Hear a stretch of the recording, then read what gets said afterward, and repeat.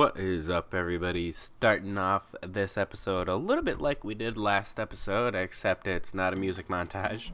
But we're pulling in a bunch of different levels that we got from our AFK grind while we were away.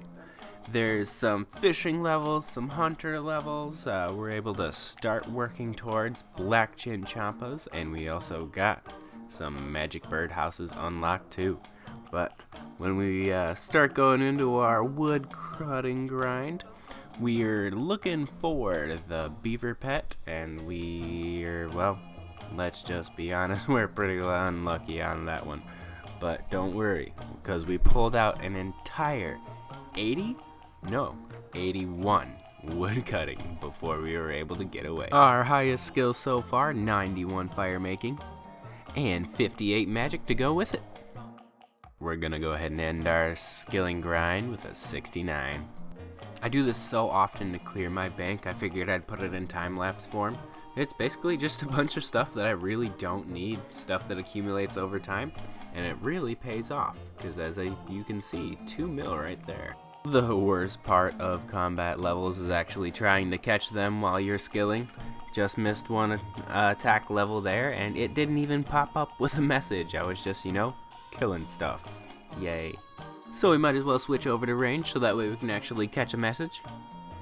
66 hit points, that's a good one too. And 53 range to go with her. Welcome to number 54 of our counting simulator. And after all that, I finally figured I'd do something useful, like train some Slayer. And we're at a total level of 1375 as well. Look at that, one Slayer task done and over with, but we're actually just going to kill one more, so that way we can get one more ranged level. And here it is, didn't pop up with a message. All this random crap just sitting in my bank from the skilling grind, the Slayer stuff, basically anything that I pick up off the ground because I'm like a vacuum cleaner, but it's all just stagnant money, so we're going to see what we can make out of this one. 600k. Moving on to mostly useless quests, we've got the Scorpion Catcher. And whenever I find something weird in these quests, I gotta show you guys. Like, look at this over-textured door. That's like straight out of Silent Hill. What's going on here? Completing the quest Creature of Frankenstein. This is a 100% original idea. Definitely not a copy of anything whatsoever. Our little buddies can finally see the light when the Lost Tribe quest. A tear-wrenching journey of death to the Dorgishin. We almost lost our little buddy there. Making history, a standard fetch quest. Shades of Morton done and over with, and this is a good idea to ask you guys, what kind of minigame stuff do you guys want me to do? Obviously we can do pretty much any of them, but starting here might be a good idea. As in real life, learning how to drive a boat is hard, and there's of course going to be some challenges along the way, but the important thing is that you overcome your challenges and you eventually get there. Bon Voyage and Fossil Island unlocked.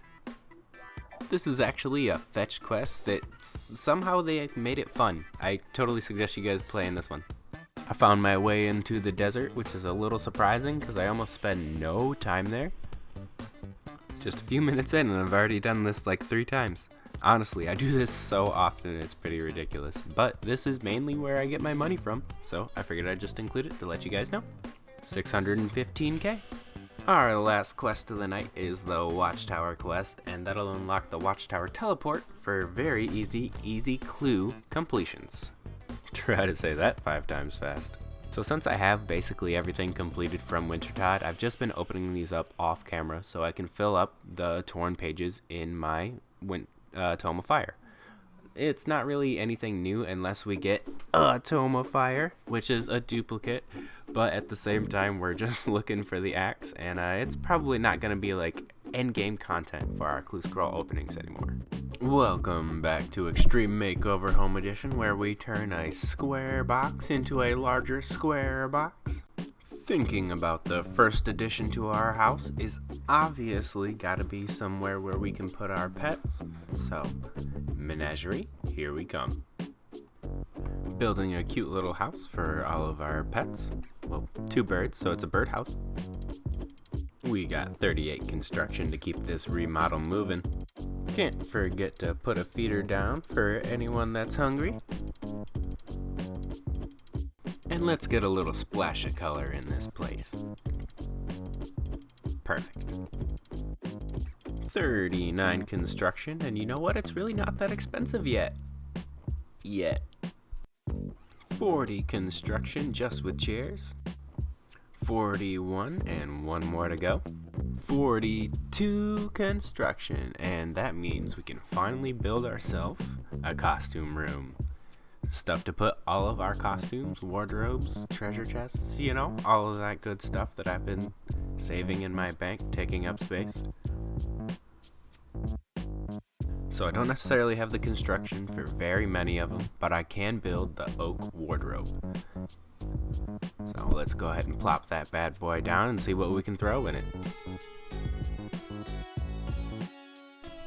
Okay, perfect. This is exactly what we needed. So much extra space in our bank after we throw away some of these things in the good old wardrobe. And if we get our higher construction, we can throw some other things in the different chests around this room too. And on a side note, things are looking a little bit bare, so I figured we'd add something to the environment over here. It's a skills haul trophy. I've got a couple of skilling trophies from fishing, so I figured, might as well throw it up there.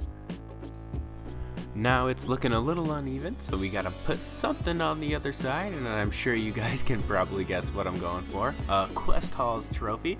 See how many of those we can have filled out. I've actually kept most of the things from the quests that could probably be considered trophies, so we'll see how it goes.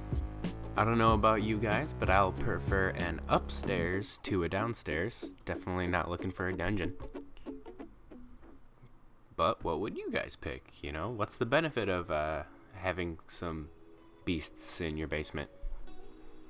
A beautiful view from upstairs. Let's just throw down a bookshelf and call it a day. Clearing a couple of things out of the bank. Hopefully I can make some more room there. It's not necessarily full up yet, but we're in the higher 700s, which is kind of like, not much room. So we're going to go ahead and throw these in our wardrobe, see how much room we can make in our bank. Apparently not very much. There's a limit for our level right now. That kind of really sucks. Especially if you were an Iron Man. Oh, wow. But, oh well, I guess we'll just have to grind a little more. So we changed the theme and built a dining room. I don't know where the hell those clips went, but I did happen to get this clip of 43 construction. With 44 construction, that actually unlocks the oak telescope, and I got something special planned for that in the next episode. Time to plop it down, the observatory and the oak telescope. And obviously we gotta make this place look a little bit better. That's right, mahogany all the way up with our bookshelves. That's the only thing that's all the way up. We got ourselves an oak globe. That's kind of cool. Throw a little lectern down for our books. And you know what? This looks like a fancy little office. Of course, you can't forget the crystal ball. It's not powered yet, but just wait. It'll probably do nothing. Throw a couple alchemical charts on the wall. Where are we at in the episode, Bon Jovi? Time to upgrade our curtains to the highest ones available, actually. Oh yeah, that looks classy. You can't forget over here too. Beautiful. Gotta ring that dinner bell. Oh, it's actually for your servant. They always say on those makeover shows, never leave your walls bare. The coziest little fireplace over here. And this one's to keep everybody warm. After that, I decided our courtyard was looking pretty empty, and there was one thing that we've been holding on to for quite a while, the magical pumpkin from Halloween. And now there's free candy every time we come into our base. Plant number 1. Plant number 2. Plant number 3. One more costume unlock in our costume room. That's a fancy dress box, and it actually lets us store any of the stuff that we get from random events, which we actually almost have all of the stuff, by the way. Still looking for the stale baguette. Throwing down one more mahogany bookcase, and it actually feels really good to build the best thing that we can in whatever space we got. This snowy terrain looks terrible for our pets. That's better. Something nice and cozy. 45 construction coming in on the side. And if you notice what we were holding in our inventory, that unlocks maple trees. And these things just look so nice. Oh yeah, those are some beautiful trees right there. So I actually got kind of excited to put down a chapel in my house. You know, altar, prayer points, that's nice. But this is a super big fail. I keep doing those because now my telescope doesn't even point out a window. So we tried out the cozy cabin, and I'm not a fan. It looks like a desolate wasteland of snow. I want something green. Alright, let's hire this bad boy. What do you mean you need a place to sleep? What is this? Alright, well I guess it's time to make a GD bed and breakfast for this guy. So weird, I can't even see how it's angled. Oh well. Yeah, that's okay. I guarantee he'd be all like, no, that's your room. So yeah, here's the second room. Okay, bed number 1. Yeah, that's comfy. It's almost close to the end. Coming in with bed number 2. And, yeah, I tried to turn the bedroom. No, it's not symmetrical. You can't see where it's turning, so we're just gonna leave it at that. Kick these damn doors down and get my servant. The perfect finishing touch, a servant in our player-owned house. Building progress for our house is probably gonna be done for today, but things are really starting to come together. I'm happy with what it looks like, and it's almost useful. We'll probably get that chapel moved so that way we can actually use our observatory, but that's a next episode kind of thing. Our time together has come to an end, so everyone knows what that means. It's a couple of clue scroll openings, and we're gonna see if we can get lucky today. Our goal, get rid of beginners. But we're gonna see if we can pull that one off. As always, not really. Ooh, it literally, as always, as soon as I start bitching about them, I'm gonna go ahead and pull a unique. And the Jester'scape is actually really nice. It's a little more expensive than some of the ones that we could get, but Mole Slippers is always gonna be the best pull we can get out of the beginner caskets. A couple more things that are, ooh, okay, perfect. 2 of those. Nice. We've got quite a few monks tops. We're just looking for the bottom, and we're also looking for the Zamorak kit. So if we can pull that one off, nice. Sandwich lady. Get something like that. And honestly, I think we're gonna go ahead and sell any of the uniques we get because we just don't have the space to keep around a whole bunch of uniques anymore. Demon boots, by the way, just gotta point that out. And yeah, we don't really have the space for all the stuff that we're accumulating. So that's why I think the player-owned house was a really good idea today. Alright, now we're making our way into the easy caskets, and we really could just get any unique and it would affect us like that right there. Basically any unique is a unique for us, plus those pages do count towards shared treasure trail rewards. Perfect, one more shield in the bag. But yeah, there's shared treasure trail rewards, and I wouldn't exactly say they're desirable. I mean, they probably could be if you're an Iron Man, and you know, purple sweets are always nice. Ooh, that's very nice, very nice. But sorry, distracted again. Yeah, the purple sweets are usually really nice. That's how Rendy was able to get the level 3 fire cape. No longer possible, by the way. I'm pretty sure I'd never be able to pull it off. But still, going through the rest of these easy caskets, and this one actually took me by a surprise because that Willow combo is actually a unique 2. Who'd have thunk it?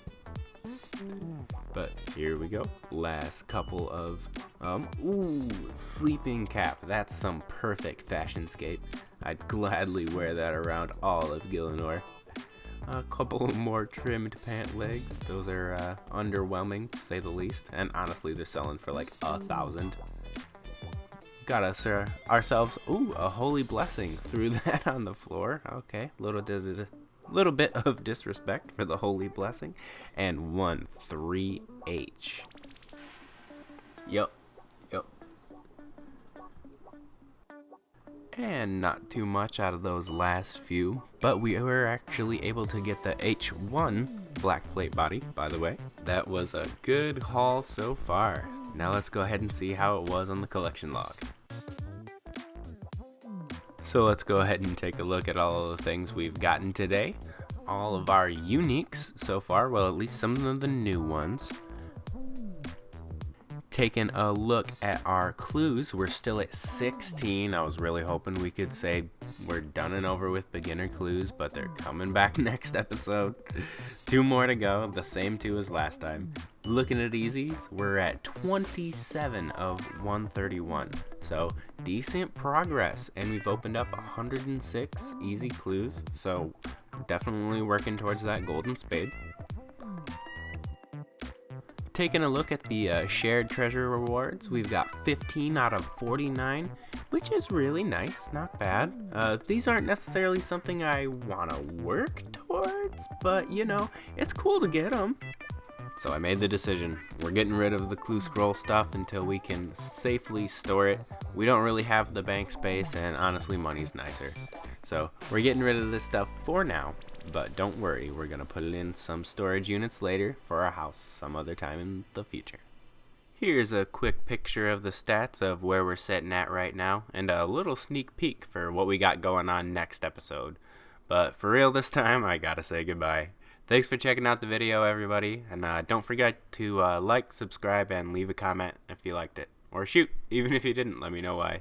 But I'll see you guys next time.